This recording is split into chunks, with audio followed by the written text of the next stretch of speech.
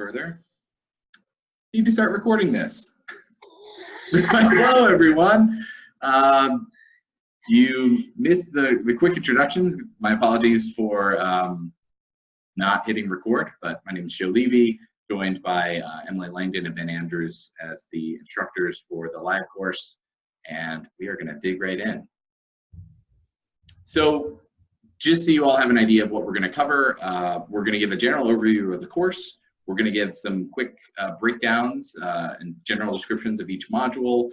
We'll then also talk about how the course can be used, because it can be used in a number of different ways beyond just an individual taking it. We'll then pivot to share a bit more about our experience. This is going to be the 4th time that we've taught this course. We've been teaching it, this is the 4th year now. So we have things we're excited about in general, and what keeps us coming back, and why we think it's a resource. And then we'll have plenty of time for wrap up and Q&A. So, you can chat them along the way if you like, or trust us, we'll have lots of time for that as we go. As we look to get started, I wanted to give a bit of the history of how this course came to be. So the Student Affairs Assessment Leader Group, if you don't know about us, we're a nonprofit organization. We're free in terms of membership. So if you work in student affairs and do assessment work, please go to our website and sign up for our listserv and check out our additional resources, because everything we do is free, and we exist to help provide resources and support and community for student affairs assessment folks. So we, back in 2015, 2016, identified that student affairs assessment folks, in some ways, like academic affairs assessment people, don't necessarily have formal training or onboarding that may happen at their institution. And this is where student affairs in particular can be at a disadvantage compared to academic affairs, just because a number of institutions may have somebody that does academic assessment, but maybe not somebody with a formal responsibility for student affairs. And if they do, it may be very much a one-person office. So we recognized there were some resources that existing professionals could be sharing to newer folks who either had full-time positions or happened to be in the position of being a student affairs person who then was voluntold to lead assessment for their division. And so we identified a handful of what we thought were core areas of assessment that had a lot of sticky points to them that could use clarification and additional information. And we created those as just static PDF documents. But then as we were thinking of, well, what do we do with these? How do we distribute them, and how can we get people to engage with them? We thought, well, maybe we could turn it into a class. And we engaged Colorado State University, and they helped provide a platform and work with us to build the content into the course. And it first launched in spring 2017. And like all SOL resources, we wanted to make sure it was free and accessible to people. So that's why it's a MOOC. And we have no cap on the number of people that can sign up for the course. We've also not charged any money. And the course itself stays open so that even though, regardless of the extent that a person who signs up engages with the course, they can go back and check out the resources and engage with the information even after the course is ended, because we truly want it to be a resource that can help folks. And so since then, we've ran, as I said, 3 previous sections in the winter, springtime, and had, the first time we ran the course, we had over 2,500 students sign up, and since then we've had over 1,200 students each run. And last I checked this morning, we had over 850 people signed up. So we're probably on track to breaking 1,000 again, which is great. So I gave some of the history. I'll turn it over to Emily to talk a little bit about how the course is set up. Absolutely. Thanks, Joe. Joe wears many hats in this team that we have put together here. So thanks for all this. A little bit of information about the MOOC. We have done it multiple times, and we, like any good assessment folks, we assess it and we try to respond and tweak things. So at some point we decided, based on feedback, that we would open up the modules all at once. We used to do them 1 week at a time, and we would pace it for you. Every Monday or Sunday evening, the next module would open, and people, some people wanted to move forward, some people didn't want to do it every week. So we now just open the whole thing up, and you can race through it all in one night if you choose to. But we will tell you that each one of us commits to a module, and they are a week-long module. So every, I don't know if it's Sunday night or Monday morning, one of us will take that week, and we then respond to the discussion board. So we will start, and we're in different time zones, so we'll begin responding to the discussion board, and one of us as the instructor will respond the entire week of that module. So while you may race ahead and check out the things you've been dying to see, we will do this week at a time. And so if you post a bunch of discussion boards, we might not get to you until week 4, 5, 6, but you'll see input from different instructors. We've each got modules assigned. There are 8 modules, and this will begin February 24th, and each week we open up a new topic, and you'll see them when you get into the platform, into CAP course, the topics, but we'll start at the beginning of the week, and then the idea is that there's content and discussion for you to engage in. At the end of each module, it's an assessment. There is a quiz, and if you score 75% or better on the quizzes, then you have an opportunity to get some credit for that. That might be useful to share with your supervisor or colleagues, or put that on your email signature that you've completed the MOOC. But we want to let you know that we're here on an ongoing basis. We can respond to questions as well, but we will take this 1 week at a time, and then you're open to pursue it at any rate you want to. So that was actually feedback from participants, that our pacing was helpful for us as instructors, but perhaps participants wanted access on, at their own pace. So you asked for it, you got it. Thanks, Emily. So, okay. I was going to say, sorry, Joe, turn it over to Ben to kick it off and talk about our modules. So we're basically just going to give a brief overview of each module, so you can get kind of an idea of what you're going to be looking at in the course, whether it is week by week with us, kind of in that sequential way, or whether you just go in and access the resources or look at them all at once. These are kind of a little bit of a picture of what each of our modules are going to contain. You can see, and we're going to have the like learning outcomes for each of the modules here posted, as you can see here. So definitely kind of skim through and see some of these ideas that we're going to be looking at. I don't want to read each of these off to you from the slide, so I'm going to kind of summarize the idea of module 1 is going to set our foundation for kind of introduction to assessment generally, but one of the main things that we see in student affairs assessment is how do we cultivate a culture of assessment, which is this idea, like, how do we build an environment around assessment practice that leads to success, right? And so this is a pretty important topic area for student affairs assessment in general, particularly if you are in one of those situations where you might be a one-person office. This is kind of a big task that extends much broader than simply doing one assessment project to complete, like a strategic review or something. But this is more about how do you foster assessment practice at your institution. And so a lot of what module 1 is going to talk about is this idea of, like, how do we understand the key components about assessment, differentiating between some of these definitions in the field, and also understanding cultivating this assessment culture throughout your institution.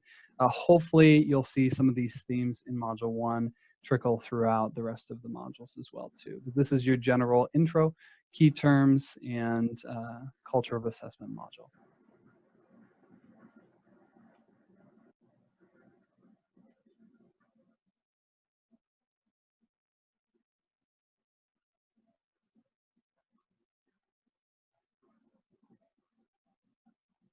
Oh, we might have lost Emily there. Well, while she looks to come back, one thing I'll say too, just as a broad stroke, especially for folks who are unfamiliar with the course, the general setup of each module is that there's some lecture content, which can be text, but is mostly short videos. And then there's readings that, we maybe isolate some readings that we think are key to the topic and pertain then to the quiz as well.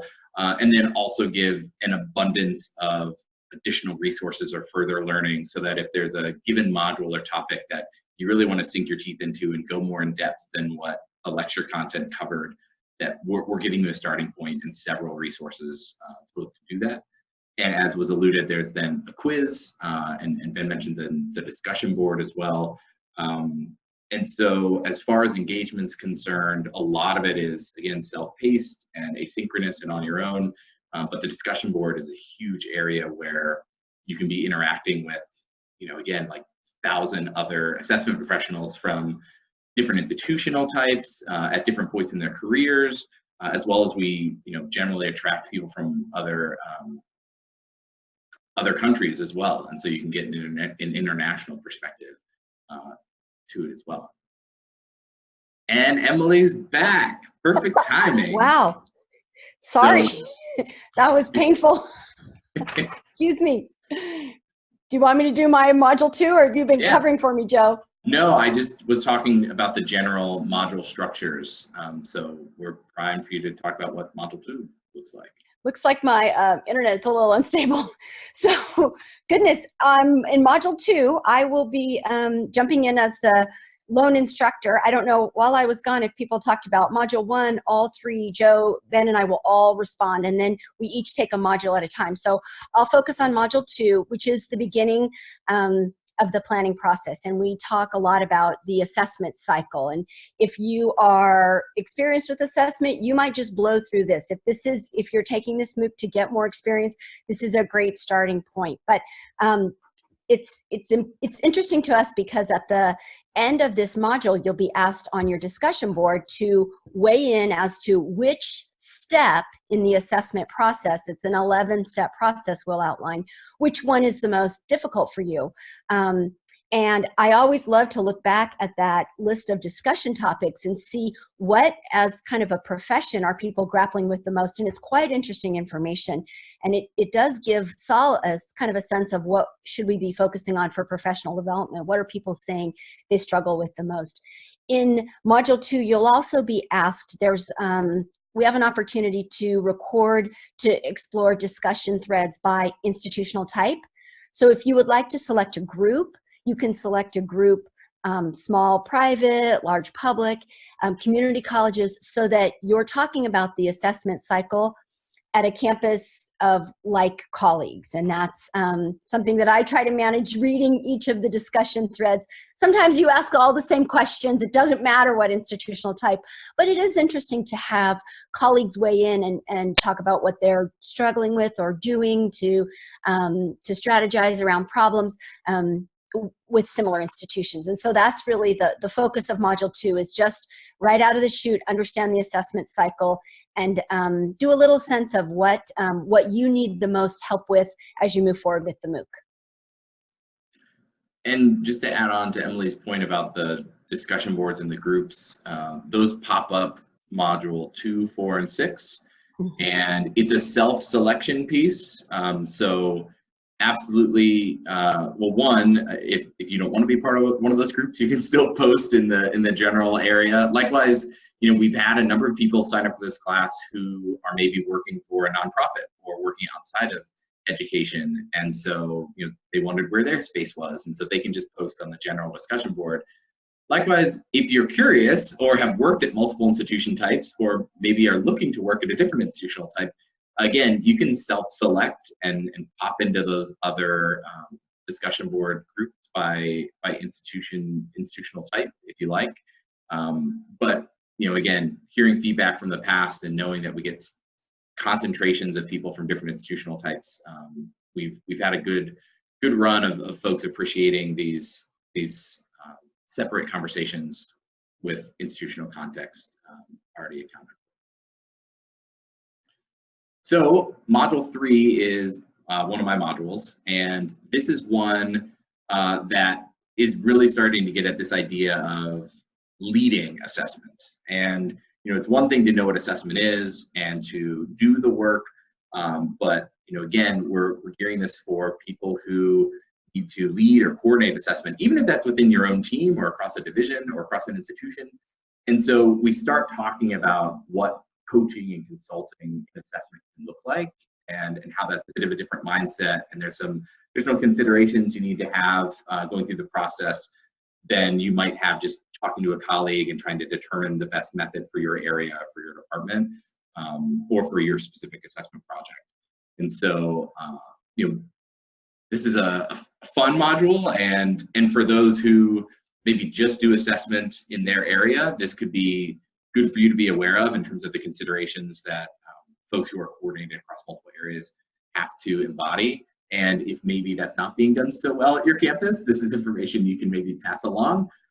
Or if you are somebody in this position, hopefully there's some tidbits of good pieces of information to reiterate for your work or apply at your institution.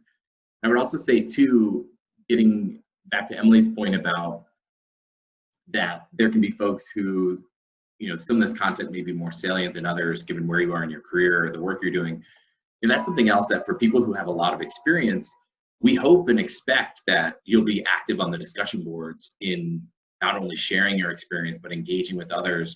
And we really, while we're the instructors, we love to see when the students and participants of the course are interacting with one another and giving tips and tricks to each other.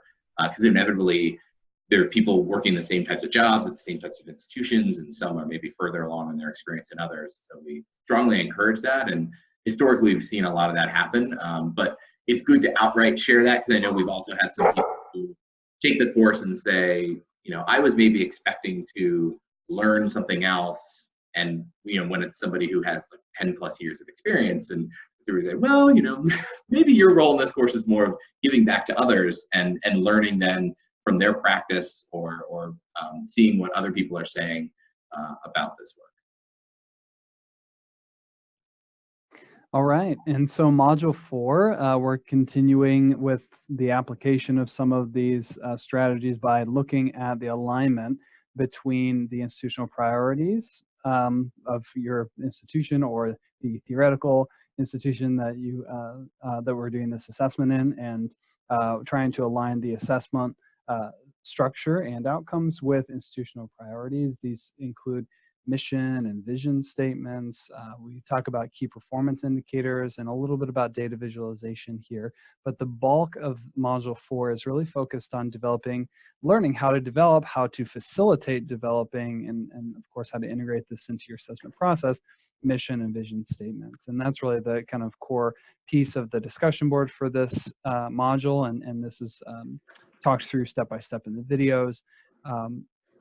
This may come up in a number of different areas in your context, whether it's something you're applying just to your office to kind of streamline and understand purpose of the work that's going on in your office, whether it's something that you are doing as an assessment professional at your university. That's a common task, is to help understand how people's work is aligning with some of those institutional priorities, or developing that mission and vision statement to have that sense of purpose and direction for the work going on in other offices, or if it's just a matter of how do you make sure that your assessment projects are ultimately kind of plugging into the broader goals of your institution, so that one, they're functional, they're applying, and you're moving forward together as an institution.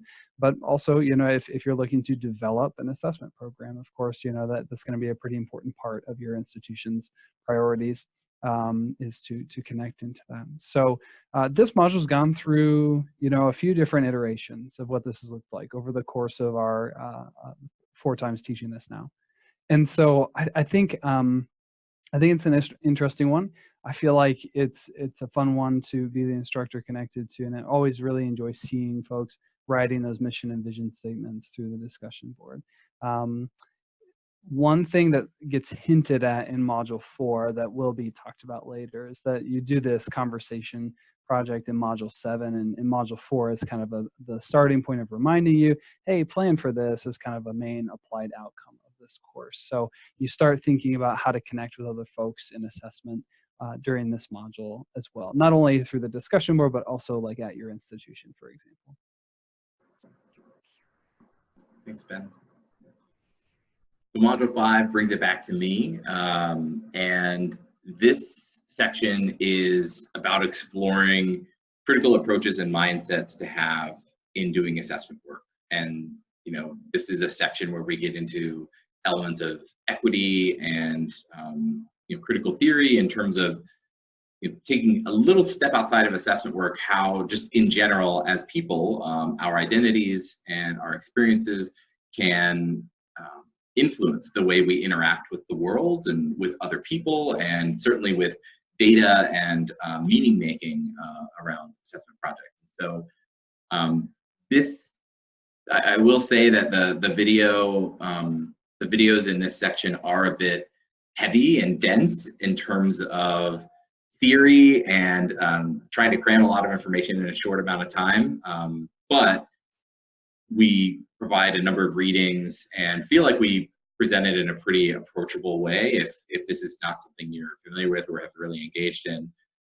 One of the other things that we did is that we had some other content in this module before, and we've been able to kind of pull that out and put it in other places that it fits in the course, just to again give this content a little more space to breathe, so that you can really focus on this information. It's a section that is near and dear to me, and I've written on this topic, and really proud of the stuff we have, and know that there's so much more we could say and plenty more resources we can provide. But again, like the other sections, this is a good one, especially if this is new for you, or if you've been doing this work, to get some validation as well as some additional information and resources.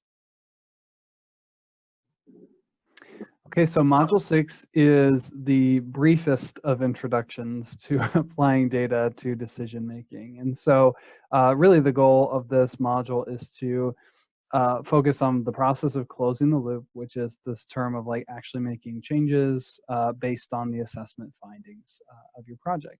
And in so doing, we talk a little bit about some of the statistical approaches, probably more of the statistical concepts than approaches, I would say, that are behind some of the data analysis that often happens in assessment projects.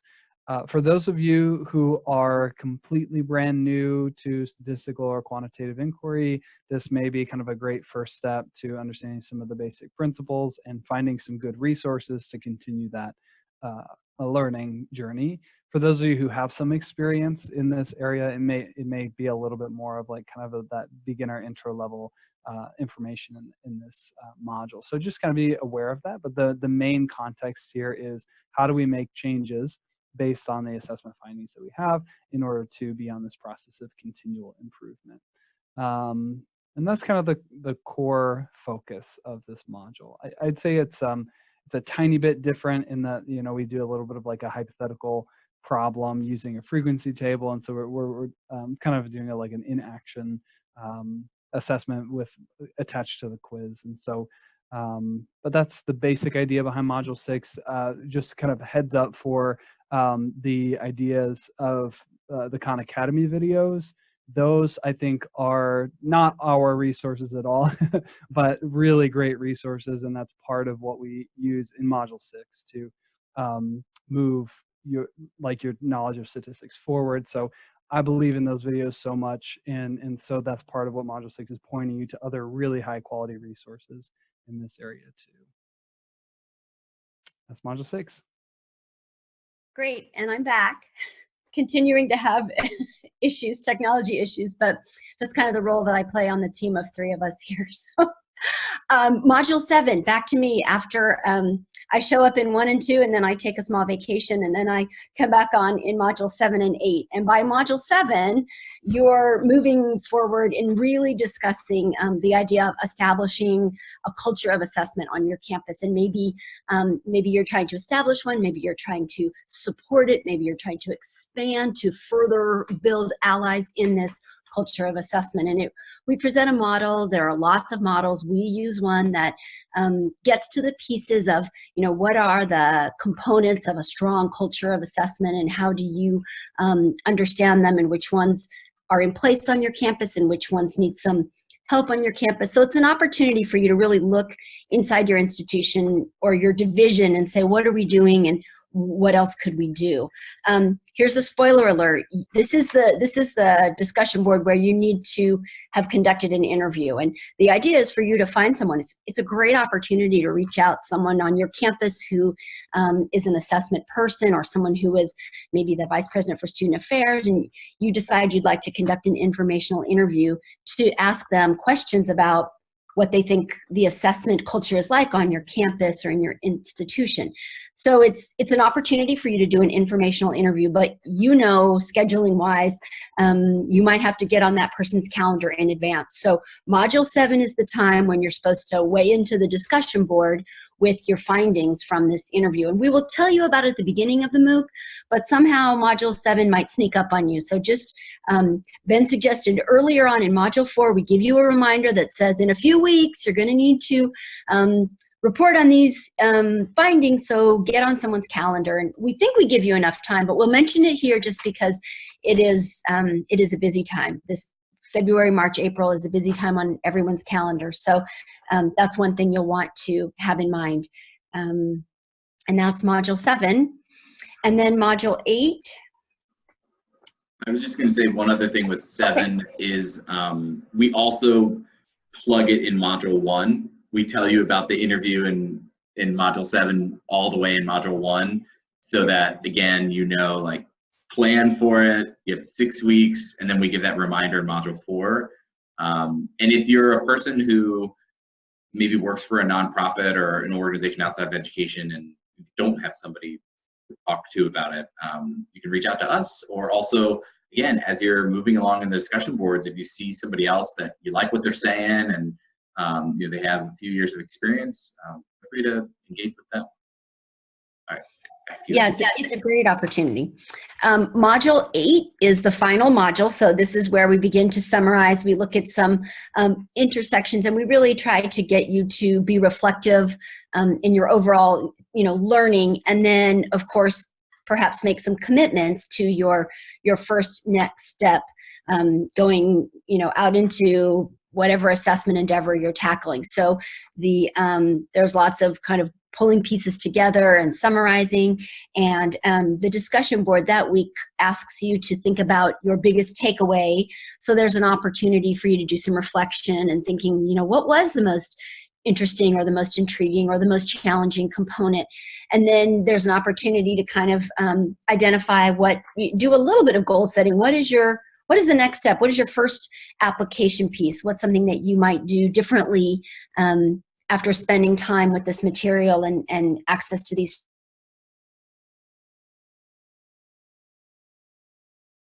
Oh no, we lost her again. We'll see if she unfreezes, but yeah, this is really the module that we try and bring everything together. And given all the other previous content, or even again, if this is what you're looking for in the course, this is then the opportunity that, this is the content where we share some videos and information, and the discussion board focuses on taking action here. And so this is a great opportunity if you're thinking of, well, I thought about maybe doing this on my campus, but I'm not sure. This is the perfect place to put that information out there and get feedback from, again, over 1,000 other people who are doing this same work, as well as you'll be able to see the things that they're posting. And so then that can be validation for you, or inspiration, or more ideas.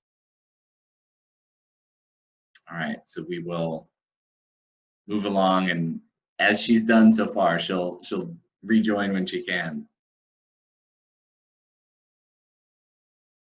Great. So I'm going to talk a little bit about how to use the course. And so we've kind of got 2 approaches here. First, we're going to talk about how do you use this as an individual. So you're maybe if you've registered just by yourself, maybe you're just interested in some of the content. There's so many ways that you can approach and use this course.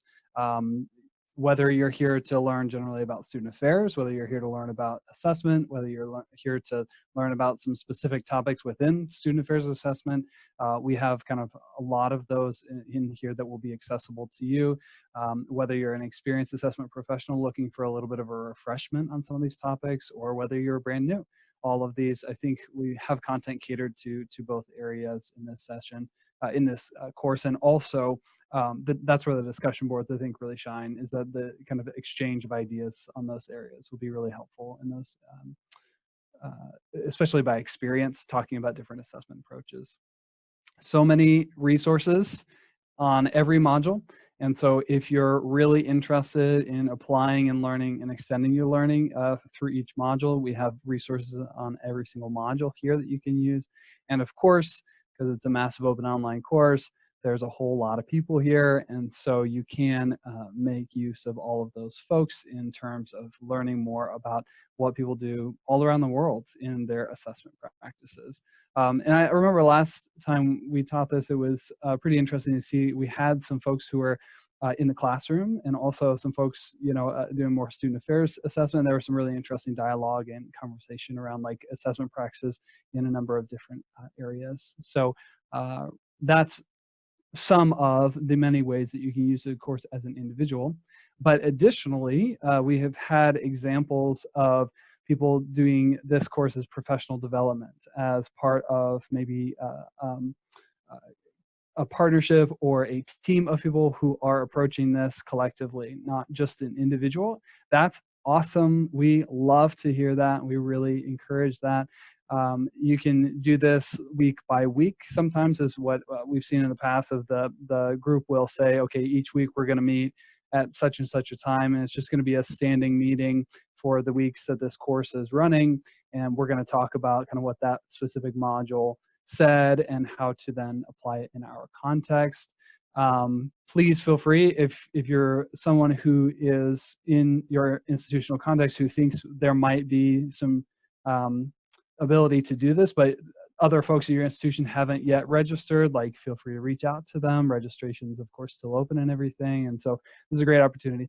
And Joe, I don't know if I know enough about this to speak intellectually about it, but I know that we have a resource around this that has been developed specifically for folks who are in this situation. Are you able to speak more to that? Yeah, one of the things, because as Ben mentioned, we have had a number of people use this course as pre-built structured professional development and had a number of people on their campus sign up. We've gotten feedback from people over the years about what worked, what didn't work, things they wish they would have done, considerations, things that they would recommend to somebody else.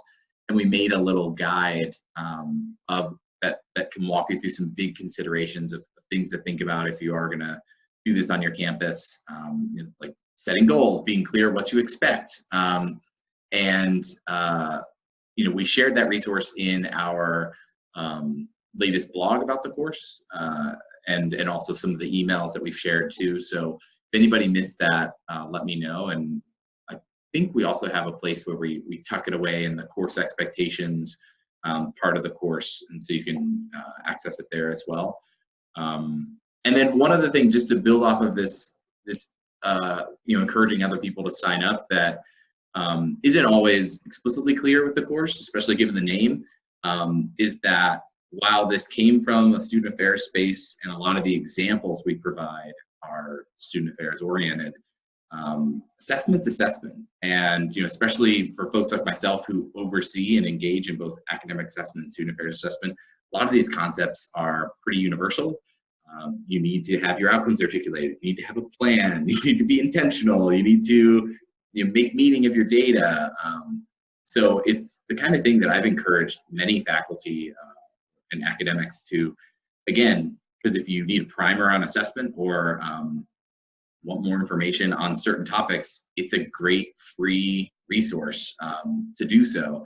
And we do end up having a number of people in the class who are faculty members and take the course. So it's not like you'd be the only one. And so that's why we also say, like, don't be afraid to encourage other people on your campus to sign up.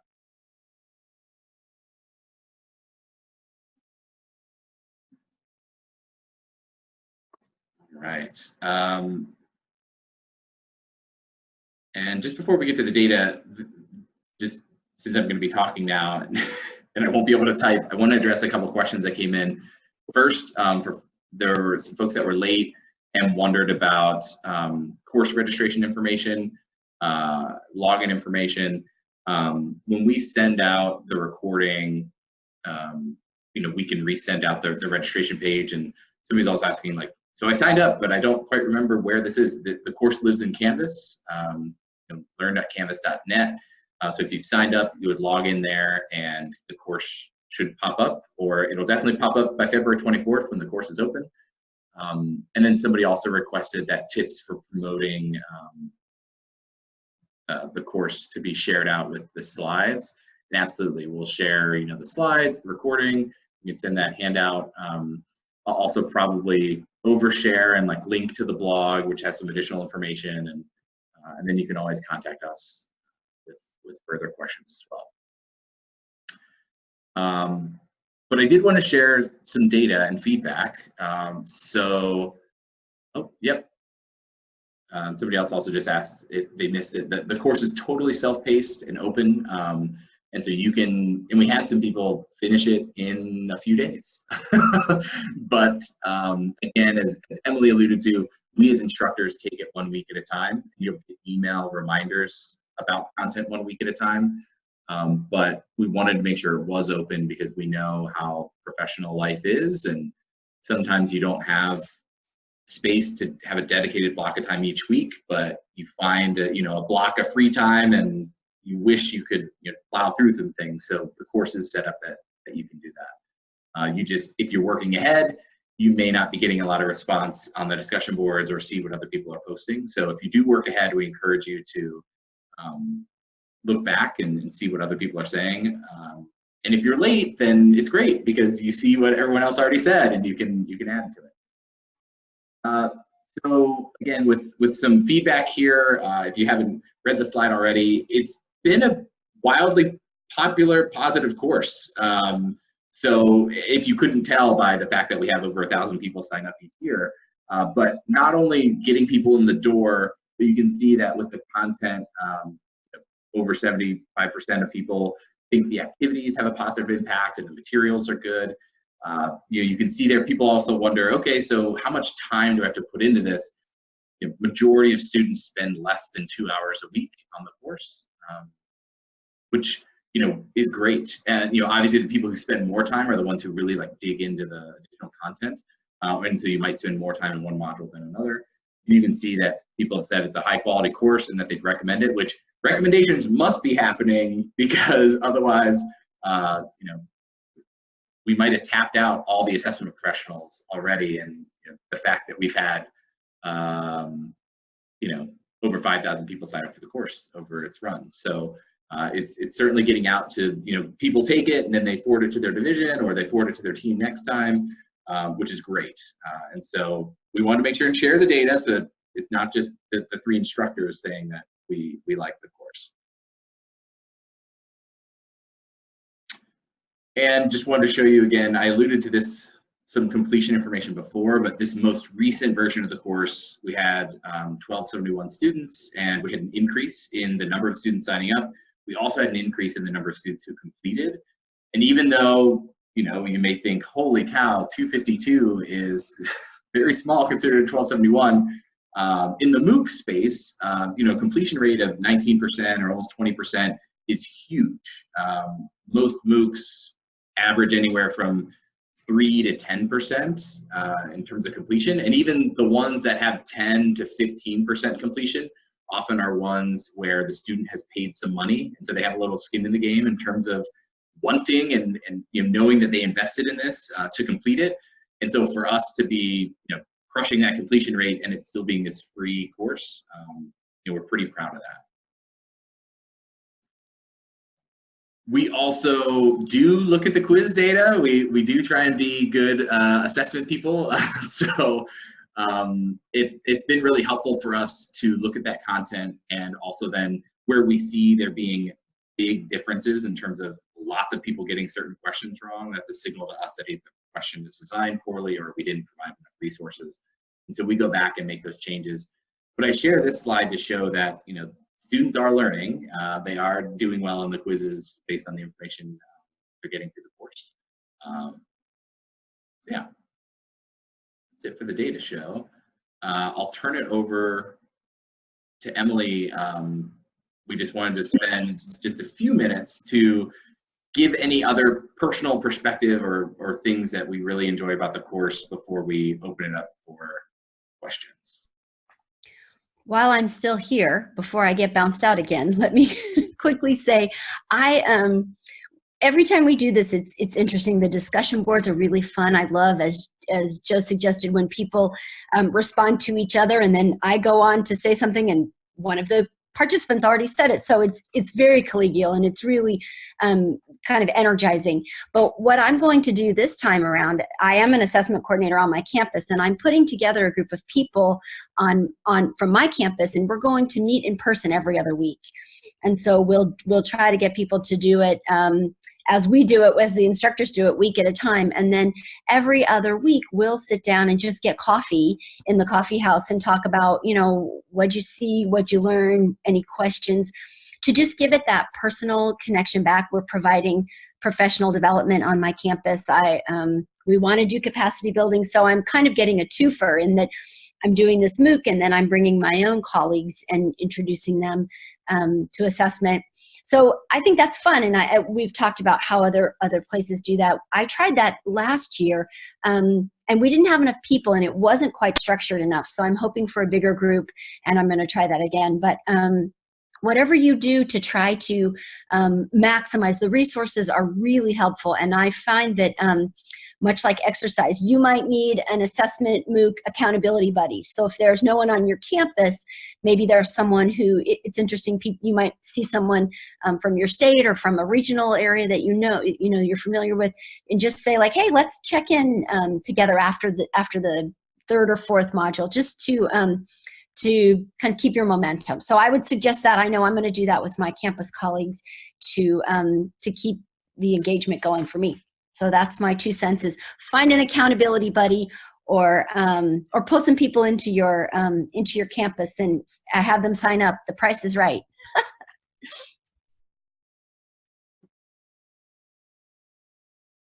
Awesome. I can go next. So I think I'm just pretty excited to see the new composition of the folks who are enrolled, because that always has a big impact on the kind of conversations that happen in the discussion board, and in like a really great way. So yes, I absolutely believe we have kind of refined the content of this course to be the best it's ever been since we've run it. But I also think that what you get out of the course content is largely dependent on that discussion board conversation, on what the conversations you have with other folks in the course. So I'm excited to see that aspect of it. I think if there was something that I could just reemphasize that's already been talked about, is like every single module, thinking about what is maybe even one thing, if you just need to narrow it down to that extent, that I can apply in my context. That's the biggest thing. I mean, we want you to learn theory, and that's exciting, but ultimately I think we would be most excited as instructors to see assessment practice improve and change in your context. And so as you're thinking about ways to integrate content, like always be thinking what's actionable here. Whether that's as simple as, like Emily said, like grabbing the resource that you find helpful and distributing it, or sitting down with folks and saying like, where can we take action? Where can we take a step on this? That would be awesome. And as always, like, we really welcome feedback. I mean, this is a continual improvement process. We are assessment or former assessment professionals. And so this is important to us to know kind of what you think about this course, so that for future iterations of the course, those students also benefit from even more improved content. So feedback is always welcome. And I would just say too, it's been a wild and pleasant journey.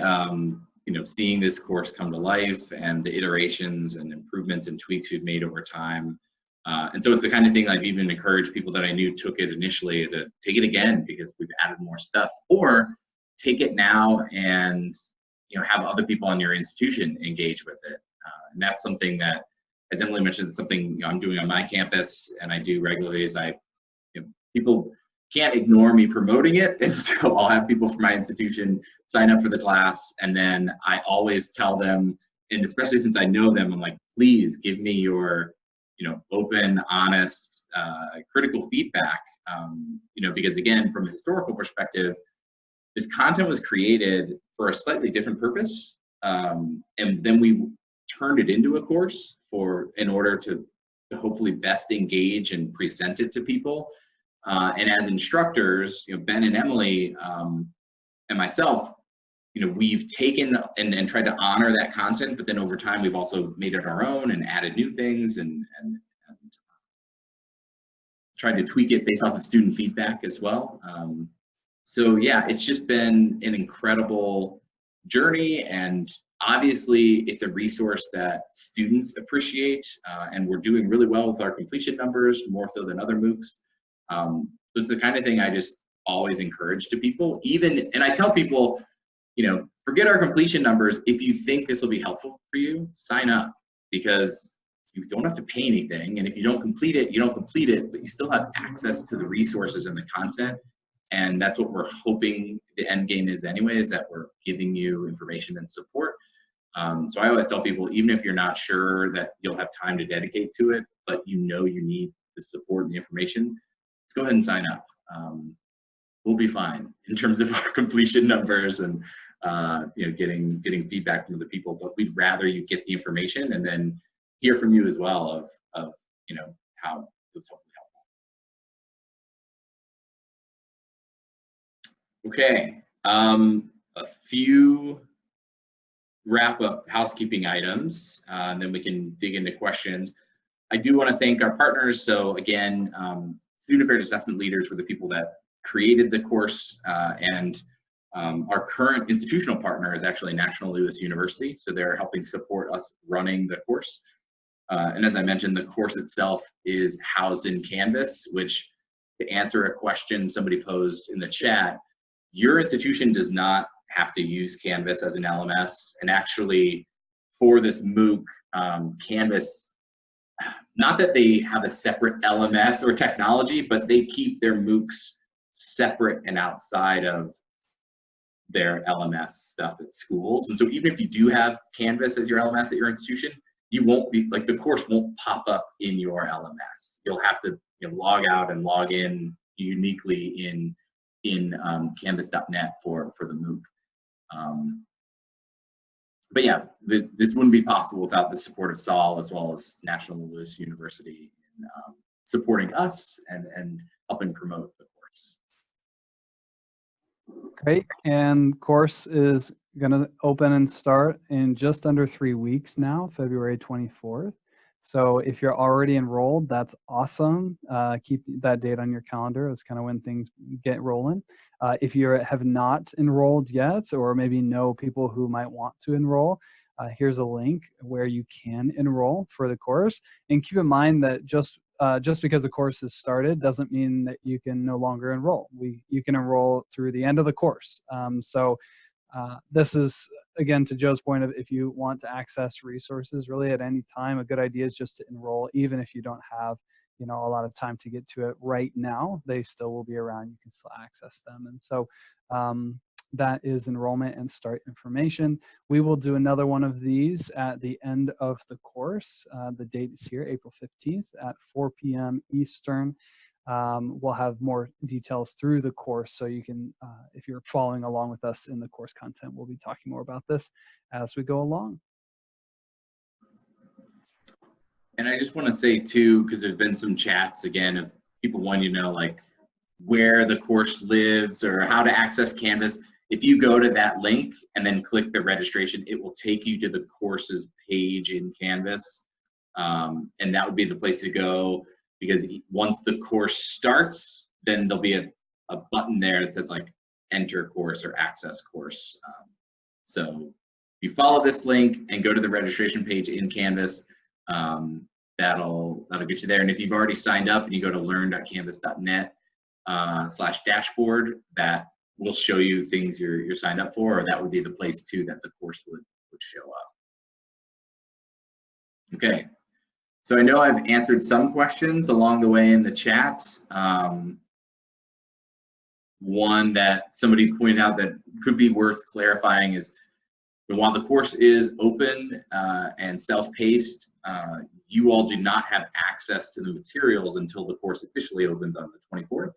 So, you know, if we're getting really excited for it, you're gonna have to wait until the 24th to actually get in there and see what things look like. But again, the good news for you is that from day one, you can look at all of it. And so even if you're like, wow, I really appreciated and seem like I'm going to be most interested in module 6, you can log into the course and that can be the first thing you can jump to. You don't have to click through other pages. You can jump straight to module 6 and you can hop around if you want. So if for whatever reason you want to tackle certain topics in a different order, by all means, go for it. So I wanted to point that out, that that'll all then become accessible on the 24th. Other questions, and you can unmute yourself and speak them. You can chat them, and I'm getting also the other thing I would say, 2 quick things. One, if anybody is just unsure of, yeah, I think I signed up, but I don't know what email I used, or a common request I get that maybe not everyone knows is if you have a team of people signing up and you've told them to sign up and you don't know if they did, you can email me and I can check. The only caveat with that is I need names, because you can, and this is, I paired these 2 together intentionally. You can sign up for Canvas with any email address. It doesn't have to be your school one. And so the last campus I can think of was Duke, and they were like, hey, we have a bunch of people signing up. Can you tell me who all from Duke signed up? And I said, well, I can't, because if they use the personal email address, then they're not going to show up when I search for a Duke email. And so then if you have like a roster of people that you're like, I told our assessment committee and these are the people, can you let me know who signed up? I can pull that information for you. And so same thing too, if you think you signed up or want to double check, you can email me and let me know. And since we're taking questions, I don't think I have to have the slide with questions, but I'll go to our contact information so you have that. Let's see if any questions, any other ones on the chat from the audience, which I will say we've dropped down as we got to the Q&A, but at one point we had 125 people signed on. Right now we're back down to 80. I know some people had to leave midway through with other time commitments, but a nice batch of people here. It's great.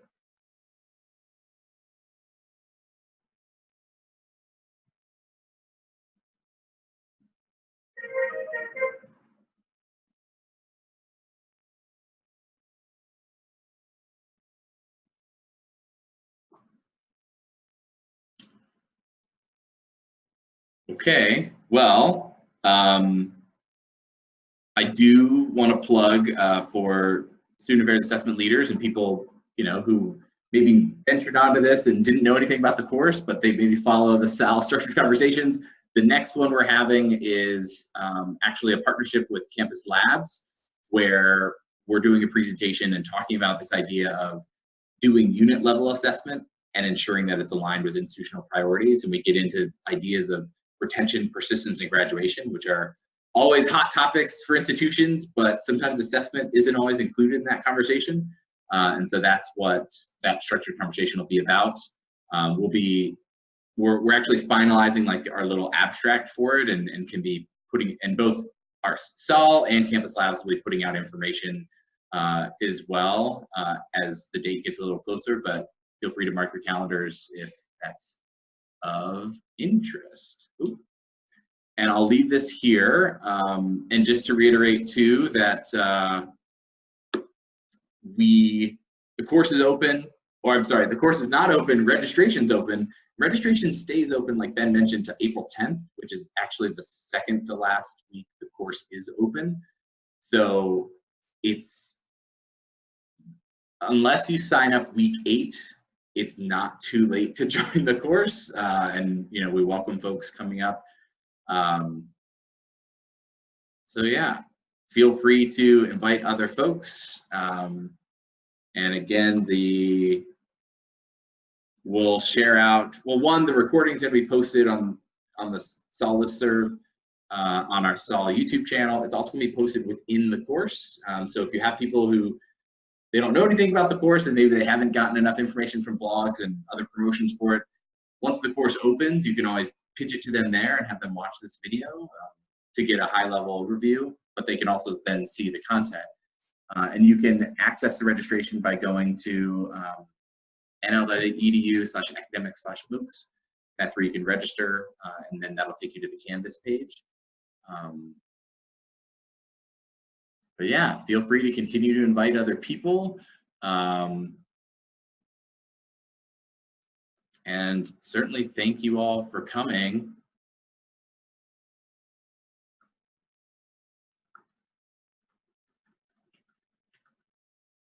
Any last questions?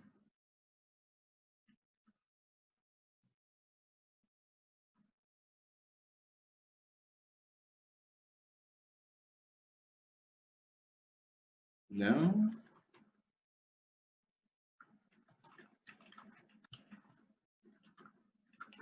Okay.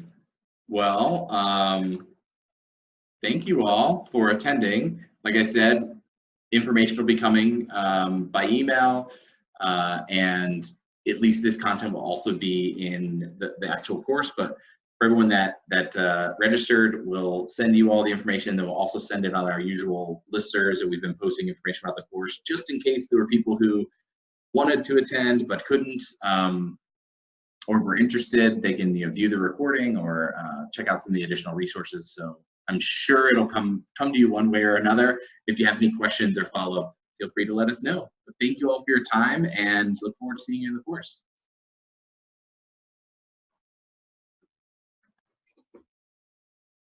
And thank you, Emily and Ben. Thank you. Good job, Joe, moderating. I'll see you both week 1, module 1. Yeah. All right. Well, thank you all. I'm going to stop the recording and be in touch electronically.